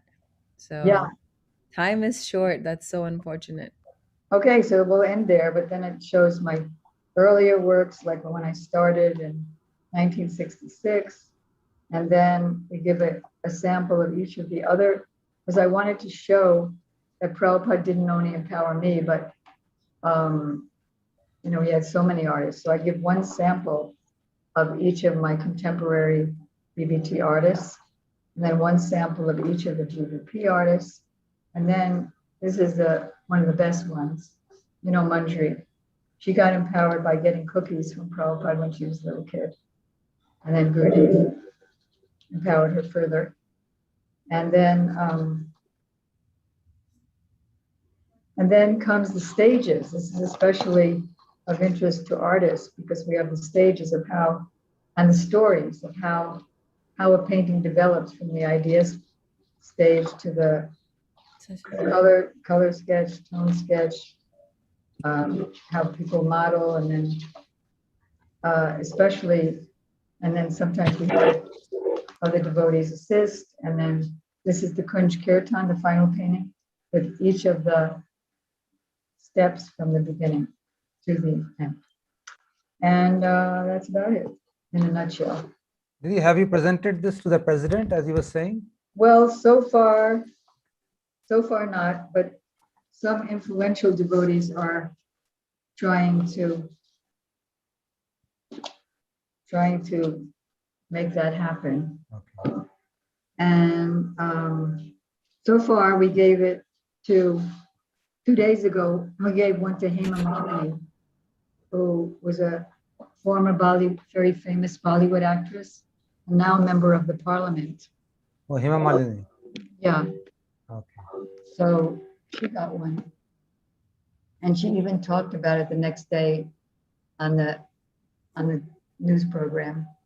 And we gave one to Swami Vijnanananda, who's in charge of the whole Vishva Hindu Parishad of the whole world. But let's see what happens. We're leaving on the 23rd to go back to America. So we'll see if it happens or not. Okay. Great. Okay, so we'll end here. Thank you very much for your association and inspiration. And Panchakovichurubhyascha Kripasinubhyevacha Patitanam Pavanebhyo Vaishnavebhyo Namo. Thank you, Didi. Thank you so much. It was so interesting. And you presented Gurudev's heart to a whole world, I think, which is not possible for ordinary people like us to see any part of Gurudev's heart. But you presented it openly to whole world on paper, on canvas. It is such a beautiful thing, I think. Gurudev could come in every house because of you. He's in each and every house. So thank you, Didi, so much. Thank you. It was really nice having you here. We'll talk more. You can leave, Didi, because it's late. And I think Haripriya Didi can say something more about you. Thank you. Thank you so much. Thank you, Didi. Dandavat. Okay, Hare Krishna, Prabhu. So I'll just share a few things. Didi, actually, first, because Didi said she just met Hema Malini. I think it was yesterday or day before, so I can share that picture. Oh, Can nice. everyone see that? Yes, yes. If you can enlarge it, is better. Sorry, I'm Yes, so yes. bad at this, but okay, I think, is that better? Yes. So this Yeah. was in Delhi? No, this is in Vrindavan, actually. Apparently, Hema Malini owns a house there in Yes, Vrindavan. yes, yes. And so here she's actually In temples. in a temple. All around the world. Can you hear that? See, I'm trying to create this kind of an atmosphere, and I perform. How much time you took to make this painting? 57 years. 57. She's been painting since 1966 under the guidance of Prabhupada, and she's been receiving letters from Prabhupada as a direction of, what. Okay. So yeah, that was just her meeting with her yesterday. Actually, Vasanti was telling me that she was so impressed by Didi's paintings, and she asked many questions, and she was really happy. So the caption was one MP at a time. So hopefully they'll be able to give this to the Prime Minister very soon. So I just wanted to summarize a few things about Didi and also my personal experience with her. I've been really, really fortunate to have had some time with Didi and under her, and she's engaged me in small sevas just for my just to like almost just entertain me, because anything I've done for her, like, it's so insignificant, on the painting itself, the Kunj Kirtan painting, she had me work on small flowers, and so I'll share that. But I just wanted to comment on a couple of things. I think you all just noticed Srimati Didi's memory. She spoke mostly about two of her darshans with Gurudev, her first two darshans, out of thousands. I mean, she was at every festival, every program. She did not leave Gurudev's side. She was with him for 20 years. She went everywhere. And she remembers everything. And this is not because she has to speak today, she made notes. I can speak from experience, because whenever we ask her any question, her answer will be always, Srila Prabhupada said in 1972, June in this place, blah, blah, blah, blah, blah. Srila Gurudev said in 93 in Vrindavan, in August, like to the date, time, she remembers everything, and her answers are always from Prabhupada and from Srila Gurudev or from Shastra. Nothing is coming from her own, you know, she doesn't speak about herself, her experience or her own interpretation or her own anything. It's always from Shastra, or from Guru, from Gurudev, or from Prabhupada. Everything. And of course, Srila Bhakti Vigyan Bharati Goswami Maharaj also in the last years that he was on planet, she was associating with him also. So, and she has so many stories with him also. So her memory is just incredible. She will not also share, she has this WhatsApp group where she shares so much nectar. It's called, the group is called Nectar with Shyamarani Didi. So I can maybe share that on, it's all on her Facebook as well, but she shares so many amazing things every single day. And everything she shares is, again, has to have this perfect reference. I shared with her some quotes. I remember last year when she was in Houston, and she was so happy with these quotes. But she said, "Oh, I will share this in my group." I said, "Great." Then she said, "Okay, please tell me who it's by, where it's written." So I gave her that information. She says exactly which book, which page. So everything she gives is so perfectly referenced, and it's so literal. She will not, there's no, nothing vague about anything she shares, whether it's by words in her group, or whether it's in Harikatha, whether it's in a simple informal discussion that she's just sitting at home. There's no nothing vague. It's just so perfect and so pakka. And of course, her memory, she remembers everything. I was just thinking, in her first darshan of Gurudev, she remembers the color of the curtains. She remembers where his bead bags were hung. She remembers the sound of the traffic.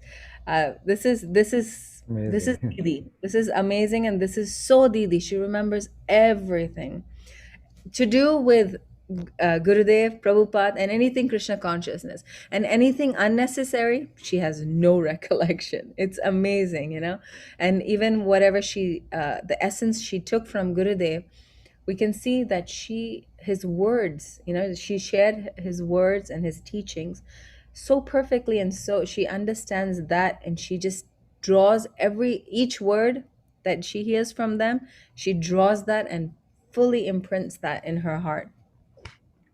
And that goes for every darshan she's had with him over the years, and she remembers just everything. Another thing about Didi is that Gurudev calls her Question Rani, because she asked questions all the time. Even we can see in Walking with the Saint, in so many videos, she's always asking questions. There is absolutely no room for any doubt or any interpretation. She doesn't leave any room for that. Everything has to be established perfectly. The truth has to be established. So if she has any doubt at all, she asks the question. So, and that's for the benefit of all of us, So Gurudev called her Question Rani, and so many times he glorified her so much that she's more than any sannyasi. She said that, so Radhika just shared her website, The Art of Spiritual Life, and I'll speak about this book as well. Just one thing is, she mentioned that she was so tired of painting. She didn't enjoy it. In fact, even now, sometimes you ask her about it and she says, "Oh, I hate it," the fumes but still she pushes, like she said, Gurudev pushed his will through hers. So always, because she's such this transparent instrument in the service, to be used in their service. No will of her own, nothing at all. Even though after she met Gurudev, she didn't want to paint again, but she came out with her most amazing masterpieces after that. and her last painting, you know, this I'll share this. Okay, okay, everyone can see that. Yeah. So this is Kunj Kirtan. She worked on this for 10 years. So she spoke about how Seva Kunj took her so long, and she asked Gurudev, like, oh, why did this take me so long? Seva Kunj took her 6 months, which is a long time for her. And most of her other paintings, 1 month, 2 months, like very quick in relation to this. This took her more than 10 years to do. Of course, on and off, but it started I think in 2009 or 2008 in China, first time. And there's a video that when Vasanti shows Srila Gurudev the first kind of idea sketch of this. So I can speak a little bit about this painting because Didi was actually in Houston for the last 6 months when she finished this painting. So this is the origin of Kirtan. This is the Kirtan that's happening in the Kunj with all the gopis and Krishna. So the main thing is this pastime is from Sri Vilap Kusumanjali by Raghunath Das Goswami, and it's the whole description of this Leela is in verse 3. So just one verse is what this whole painting is based on. So here we see Radha and Krishna and all the gopis. And if we look very closely, there's something happening right here. Do you see that, Radhika? Yeah? So Can you show basically, me the pointer with a, how do I get a pointer? Is there a no, with the same cursor? You can, yeah, we can see the yeah, cursor. you see that? You see that? Is that working? Like, right? Yeah, that's what's happening. I don't know. So here, this is Rati Manjari, and she's tying the belt, the mekhala of Radharani. Can you see that? There's a blue string in her hands. You see? Yeah. Yeah. So this is called the Pranaya Mekhala of Radharani. So what happens is that after when Radharani comes out of the Kunj that she was with Krishna, and then she comes into this assembly with all this is Ashtashakis and 4 manjaris. There's total 12 gopis and manjaris here. Then she sees that, she notices that, oh my God, my belt is missing. But she only with her eyes, she doesn't want to say this out loud, and she very quickly wants her to get her belt before the gopis notice that it's missing. So only with her eyes, her two most intimate associates are Rati Manjari right here. Can you see my pointer? Yeah. Okay. And then over here behind Lalita Devi, you can see with a very cheeky smile, that's Roop Manjari. Wow. So right behind Radha is Roop Manjari and Rati Manjari. So just with her eyes, she's signaled to Rati Manjari, go and quickly get my mekhala. And Rati Manjari knows exactly where it is. Only the Manjaris know exactly where everything of Radharani's is because they are allowed everywhere. They're allowed even in the kunjas. Even the other gopis are not allowed, but the Manjaris are allowed. So then Rati Manjari goes, she gets up and she says, oh, I need to go and get more flowers. So then she quickly goes, and while Kirtan is happening, she comes and she ties this on Radharani and no one, all the other gopis are just completely mesmerized by Krishna and Radha and Krishna and their interactions. You can see that all the gopis, they're looking at Krishna and Radharani. So so we can start from this far left, this gopi in this maroon here. Sorry, she's a Manjari, and this is actually Didi doesn't openly tell everyone, but this is Srila Prabhupada in his Manjari form. And What's the name? What's the name? I don't know. so I think Didi can maybe one day you can ask her because I can't share I'm not supposed to, I think. So Okay. anyway, so then that's Srila Prabhupada, and then to the right of her is Tunga Vidya. So Tunga Vidya is actually the Mridanga. Isn't Tunga Vidya the Mridanga teacher?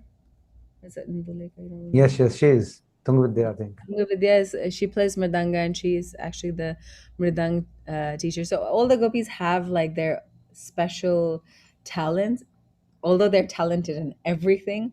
But it's really interesting to hear about each of their talents. Like Lalita Devi is so expert at making fireworks, and so many other things like that. I mean, Lalita Devi is talented in many things, everything, but she makes amazing fireworks.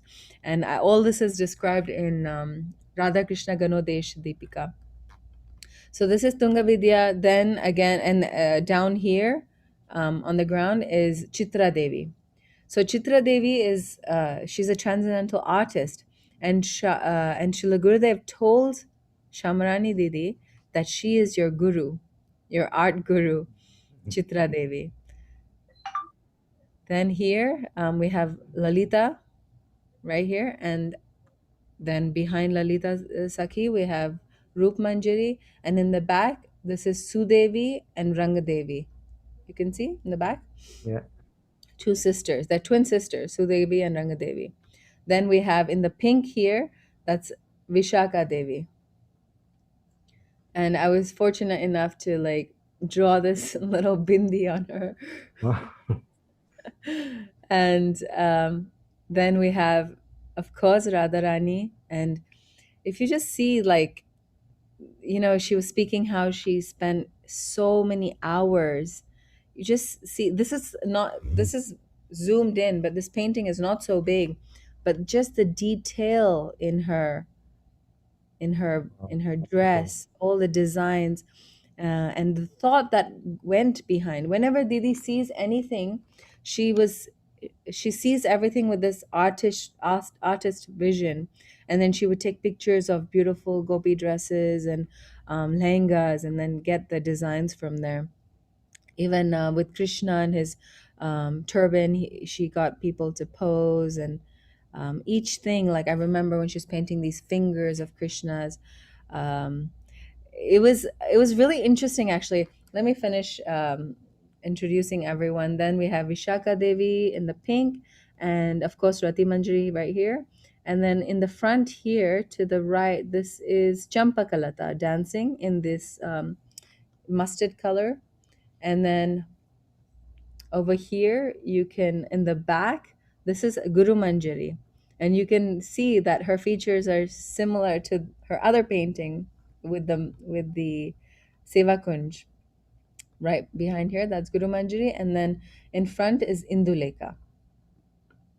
Okay, so that's Ashtasakis and 4 prominent Manjaris. So I was going to share that... Where's the flower you made?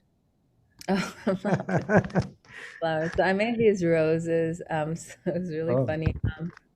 These roses in the garlands, you see the red Yeah. roses, Yeah. pink, red, like in the middle. So these, and then these are champa flowers, the white and yellow. You see the small in the bushes. You see that? So I worked on those, and I remember when I started working on them, because I mean I've always liked art. I'm not an artist or anything, but I've always just liked art. And as a child, I used to, like painting. So I asked Didi, can I do anything? And then she asked me to show her one flower. That was my interview or audition. And I made one flower, and she liked it. She said, "Oh, good, now you can make it." And then that was the only flower that was good. And after that, every flower I made, I think I was like, "Oh no, Didi, I know." She would be like, "What is that? A spider web?" She's very hard on you as well, like brutally on. No, that looks like a spider web. What are you doing? And then I would tell her, Didi, I know you're regretting, hiring me. She said, now I'm stuck with you. So, and each of these flowers would take. Sukadev is on her hand. Oh, of course, yeah. Let me. So, she was, she would. So each flower would. Sachin just reminded me I have to show Sukdev Goswami on the parrot on Radharani's hand. So let me just quickly do that. So there's Shukadev Goswami, and even just getting Shukadev Goswami to look like that with a smile, I just know that just the thought that went behind that and the time it took, because before Shuka was looking angry, and I remember telling Didi, I was like, oh, he looks angry. So it took many, many hours to get that expression perfect. So each flower would take me a long time, because we're working on like this, 2-3 millimeter square area. So it would take me so long sometimes, and then we're working side by side, so my body's like, like tilted, and so my back would just be like gone. So 2 to 3 hours for one flower, and you just imagine, she's 76 years old, and I'm 30, 32, and here I am complaining about my back. And Didi, all day she would spend, this is not an art, actually. This is not an expression of art for Didi. This is worship. This is her drawing or trying to illustrate Gurudev's heart. The sadhana, It has, actually. it's her That is her sadhana. sadhana. Exactly. And getting everything right. I remember, because Didi would be very, she changed, like, she mentioned she kept changing dhoti. There's 12 dhotis under that one dhoti. She changed so much that, and every time I saw it, I'm like, Didi, it's perfect, don't change, don't change. And we would be pretty hard on her as well, like, that's it, Didi, get. And when she was here, I would be a little like, like, okay, it's time for you to get up, have a walk, have a break. And uh, even with the changing, I would say, that's enough, stop now, no more changes. And she would sometimes listen, like, yeah, you're right, you're right, you're right, you're right. And then, but no, she would change again, change again. So I realized, and then towards the end, we had already finalized the date that she would reveal the completed painting. And we actually had a big event here in Houston, for the like painting is finished. This is her, it was a very like big occasion, because it's her last painting that she spent 10-11 years on. So we organized a big event, and we actually invited some people in the art world, and um, a lot of people actually came from outside of Houston as well for this event. And so we had fixed that date, but here Didi was not even close to being finished. She kept changing, but this event was, where people are going to buy G clays, people are going to, it has to be finished. We have to, even just the process of getting it scanned, then get the G clays printed. It takes 2-3 weeks. So she had to finish at least 3 weeks before the painting. So then I made this schedule for her in her diary. We identified together what all on the painting is incomplete and requires completion.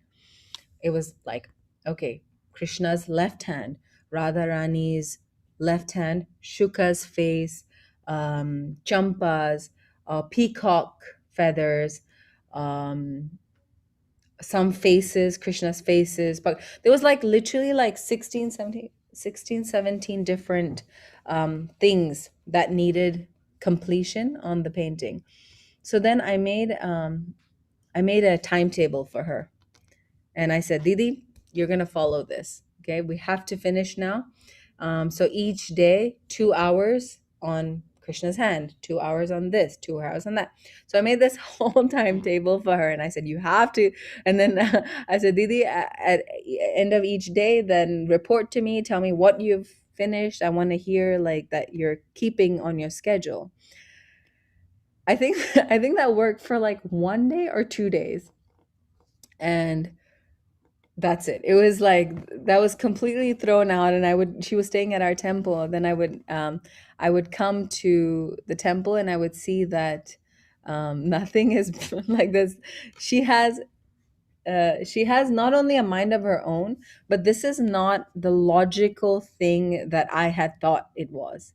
Logical. She's gonna use her her organization skills to split her time and then to make this painting with her paint. That's what was my interpretation. But the reality is, Didi said to me, they come when they want to come. They come when when they have a desire to come. So it's not that she's making it happen or she's painting them, but these personalities come, and when they come, they communicate with her. So she operates not on this level, she operates on a different level. And then, to that point, I want to share one video. She'll probably kill me for this, but one night I was at the temple and I noticed that I had, where is that? You're letting her secrets out. Yeah. Good. I noticed that it was one evening and she was just standing there talking to the painting. Oh, wow. Kahan gaya? I just put it on my computer to. Okay. So yeah, I just noticed that, and I came, and she was completely alone, and I came close to her. She didn't even realize that I was there, and I was trying to hear what she's saying. So let me share that. Sorry, it's just kind of loading because it's a video. Session, is this loading? Can you just check? Like this video. Okay, let me just try and share that 1 second. Okay, I think you can see it, but it's not playing. No, it's shared on the screen. But that's because you're in photos. You need to go to. Try to download it, or It's where did you download it? it's in my photos. Let me. Click on. Oh, okay. Hold on. There we go, and then. Okay, so Can you hear it, Prabhuji? I think Yes. yeah. So this is in our temple. She was staying at the temple and she would paint in the big temple room, and I came up kind of next to her. She didn't know I was even there, but I had noticed for some time, even before I started recording, that she was already talking to the painting and talking to some people. And so I just took a little video of that.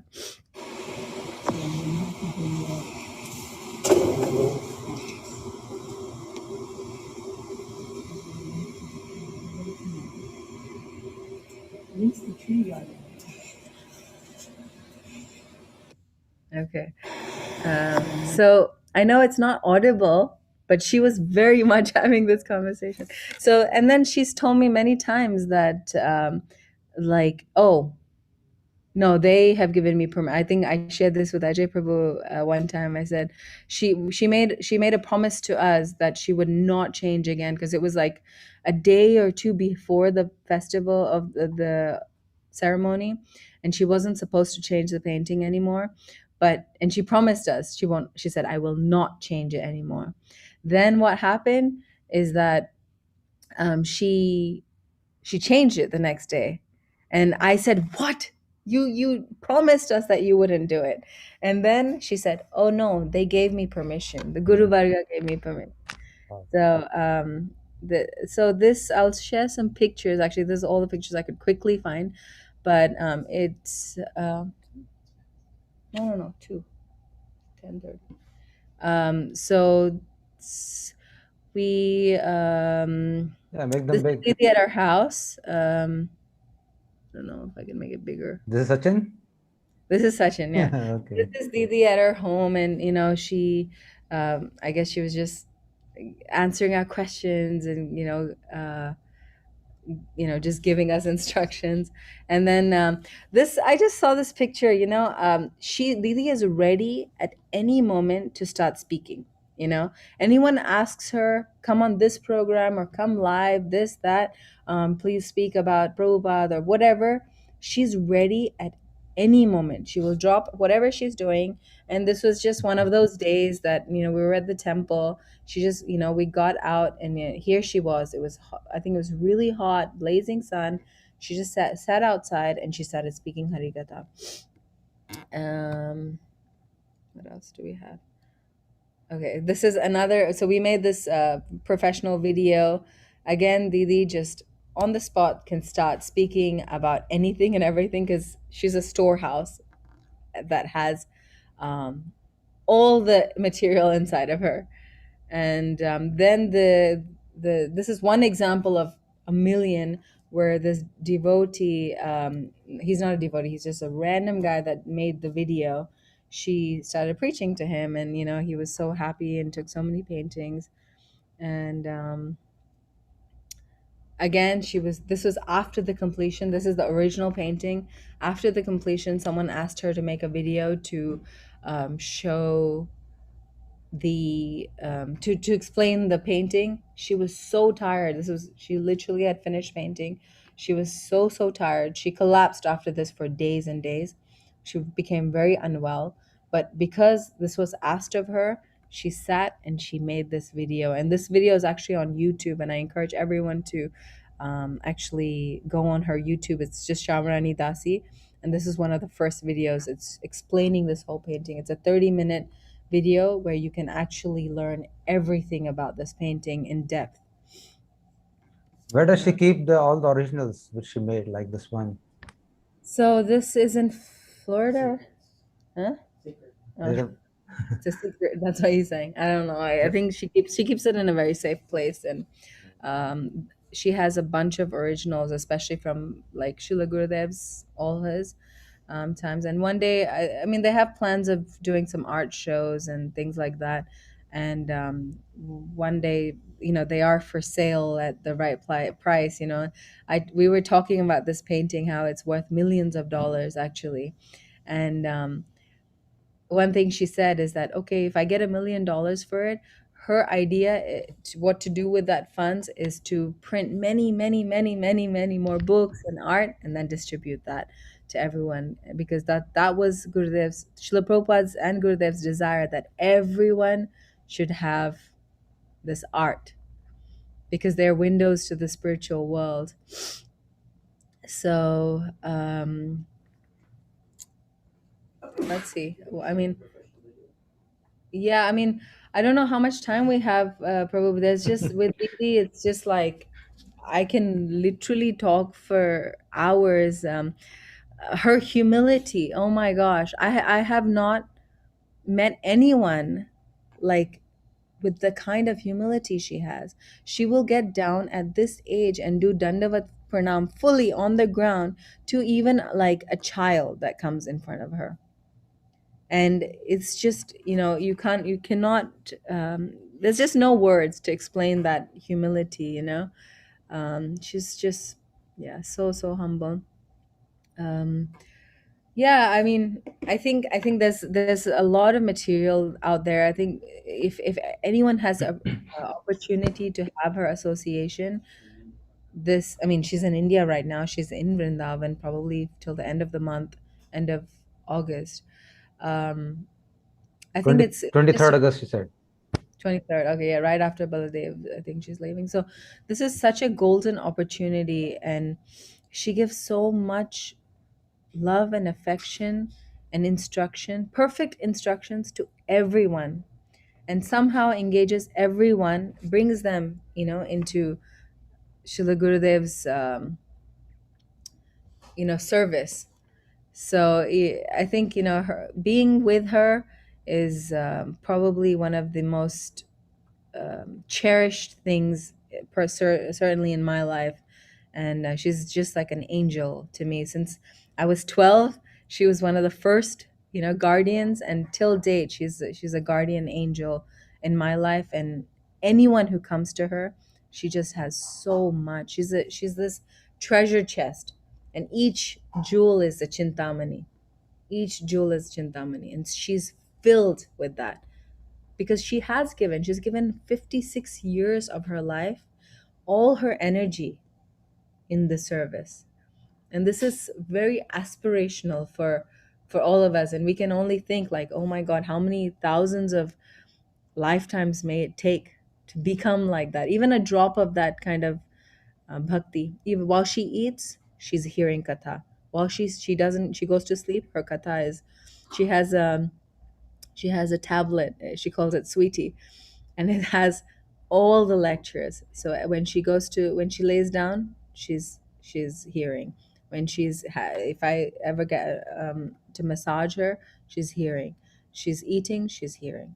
Anytime she's either chanting, hearing, speaking katha, that's it. That's Didi is complete. She's like this seva machine. Yeah. So that's Shyamarani Didi's glories. I mean, of course, we can all keep going, but I think we can kind of conclude there. Yeah, I just want to say 2-3 things from what she spoke. She said about Gurudev's words, when you are equal in all sentiments, then you will know when and where, what I'm doing. So to know Gurudev, like we hardly know him, all of us actually, because we are so much minuscule part of his. So we don't know what he's doing. So Gurudev is saying, when you're equal in all sentiments, then you will know when and where and what I'm doing. And then next statement Gurudev made, if bhakti will touch your heart, then you will see Chintamani and Golok Vrindavan everywhere. Your heart will be Sachitananda. Always remember Krishna's pastime. So how to do this? Always remember Krishna's pastime. So this is like you will see Chintamani everywhere. It's amazing. I mean, imagine seeing Chintamani everywhere if your heart is always in Krishna's pastime. And then she talked about pushing Gurudev's will through her will. She said, I have to push my will. Yeah. And Gurudev asked her, can you paint my heart? So she has painted Gurudev's heart actually for all of us.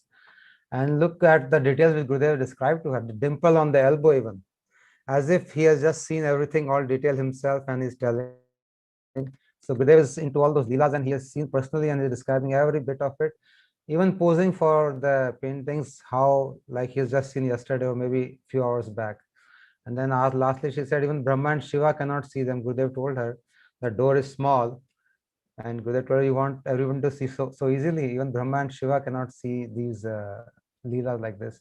So how fortunate we are to come in contact with such a Guru who is taking us to such high levels of ecstasy in terms of bhajan, bhakti, in so many leelas which Didi has presented.